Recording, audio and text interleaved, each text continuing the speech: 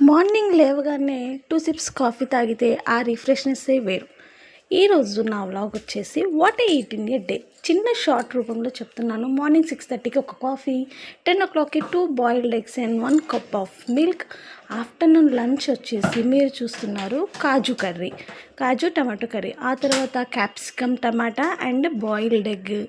తర్వాత మూంగ్ దాల్ అనమాట, అది పెసరపప్పు టమాటా కలిపి చేసుకున్నాను. And curd must and should అనుకోండి.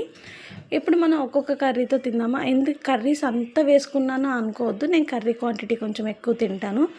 అండ్ ఈ కర్రీస్కి ఇంకొక స్పెషల్ ఉంది, ఏంటంటే వితౌట్ సాల్ట్ అనమాట కర్రీస్ అన్నీ.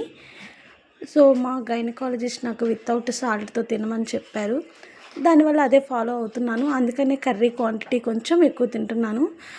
కాజు కర్రీ ఓకే, కానీ క్యాప్సికమ్ కర్రీ తినడం చాలా కష్టం అనిపించిందండి. అయినా కానీ ఎగ్ పెట్టుకొని తినేసాను. ఆ తర్వాత పెసరపప్పు ఫుల్గా వేసుకొని ఫుల్గా లాగించేసానండి. పెసరపప్పు టమాటా నా ఫేవరెట్. ఫైనల్గా పెరుగుతో ఫినిషింగ్ టచ్ ఇచ్చేసాను. పెరుగు విత్ మ్యాంగో గ్రేప్స్ చాలా బాగుంటాయి.